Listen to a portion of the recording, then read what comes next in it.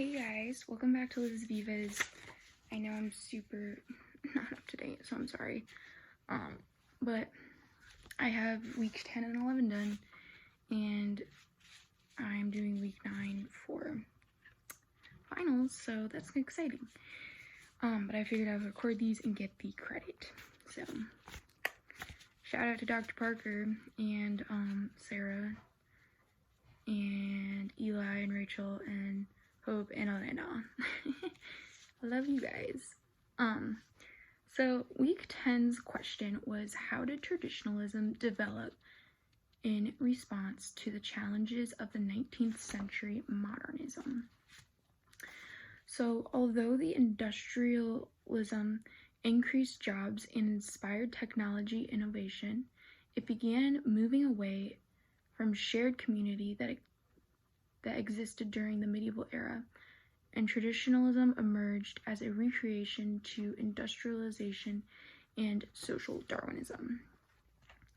And it did this through three kind of movements: Romanticism, the Oxford movement, and Distributism.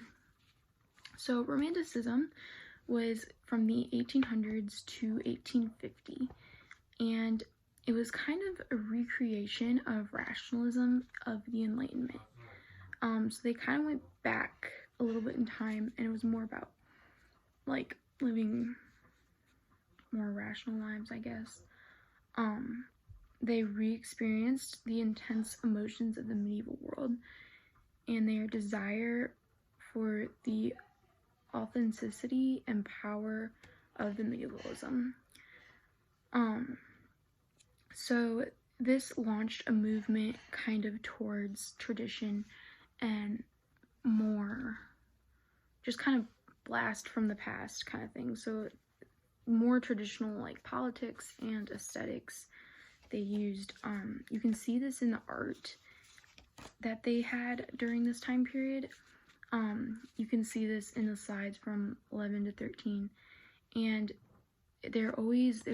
romantic art was always like about nature. It's very dark and mysterious. It brings up a lot of emotions and feelings, and it's very individualistic. Like, each of the pictures have like kind of one person who's like, and it's really sublime. And that actually kind of goes to our quote, who, I don't know who said this because it didn't say, but it's in the slides, and it is, quote, "Art emphasized the sublime, a sort of beauty that rather than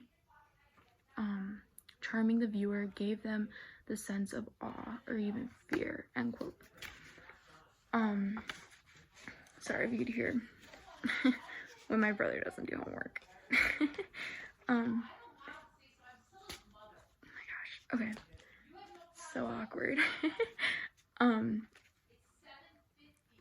Sorry. Okay, so yeah, so it was just very medievalish, with the dark and intense emotions and feelings that they kind of brought up.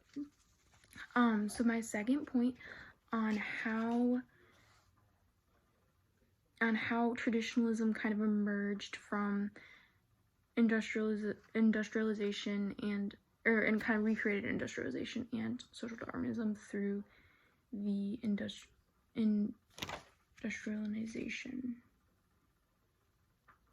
through the 19th century modernism, is the Oxford movement. So this was from 1833 to 1845, so it was kind of during the Romantic era, kind of right in the middle, actually, a little on the later side. And it was basically a conservative reaction against the liberalizing tendencies within Britain, and it also rewrote and redistributed some of the load of the focus of the church throughout history. So this was kind of the Anglican church, and they kind of just showed the problem that combined the Roman Catholic within the Anglican church. So they were like, yeah, you can't, they kind of, I don't know, they were just brought more of the history into the church, and said that the history of the church was way more important than just being like, oh, we're a church, and different denominations just kind of coming up. They were like, no, you have to have these specific beliefs and do these specific like rituals at church in order for you to be like a true Christian or the true church. So also there was the Pre-Raphaelite Brotherhood, and this happened in 1848. So like 3 years after the Oxford movement, and it was another response to traditionalism. So it combined art of the late medieval to the early Renaissance period, and they were actually siblings, Dante and Christina Rossetti, and Dante was a painter and Christina was a poet and a devotion writer, and she was actually a part of the Oxford movement. William Morse was also a kind of guy who was a part of this brotherhood, and he designed beautiful fabrics, and it really combined the 3 elements of the popular ideologies. So that was kind of just like the Pre-Raphaelite Brotherhood. And they really had an impact on kind of bringing art into religion. So John Henry Newman lived from 1801 to 1890, and he was the very influential churchman and writer who led the Oxford movement. He later became a cardinal deacon in the Roman Catholic Church, and he wanted the church to return to its Catholic roots, and he thought that the Catholic Church was the true church. So he was just really intense about that, and he actually said, quote, "To be deep in history is to cease to be Protestant," end quote. So this just kind of shows that he thought Protestants didn't know history of the church, and they didn't respect the rituals or the just traditions of the church, and so he didn't believe that they were Christians or part of the true church. So finally, our third and final point, this video is super short, oh my goodness, is distributism. So this happened from 1891 till today, 2021. And it's basically an economic theory asserting that the world's production assets should be widely owned rather than concentrated. So this distributism rejected socialism and capitalism. So they didn't believe in either. And it kind of created this new system called subsidiarity.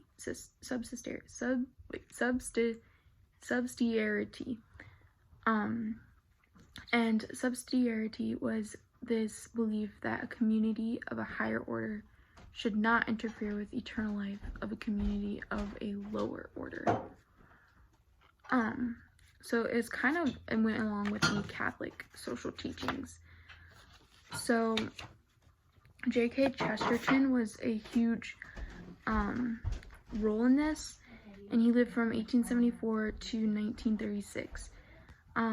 He has a very physical appearance. He was 6'4" and 300 plus pounds, so he was a very big man, and he has a beard and glasses and classic Santa.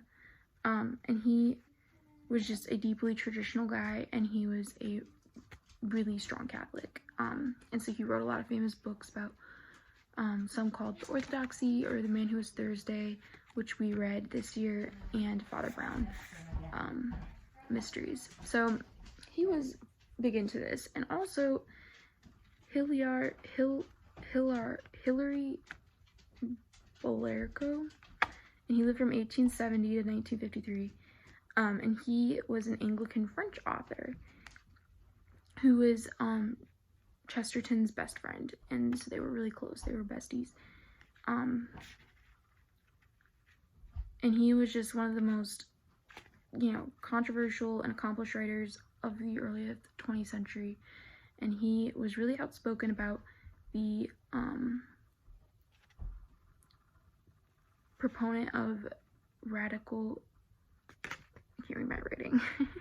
radical society and economic reforms, and he was just really grounded in this subsidiarity concept, and just like believing that the Catholic Church should have power and have higher authorities.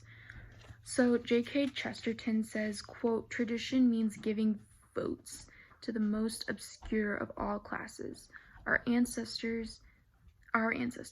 It is the democracy of the dead. Tradition refuses to submit to the small and arrogant delegate. Wait.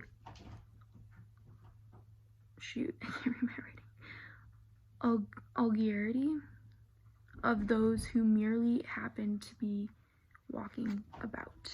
End quote.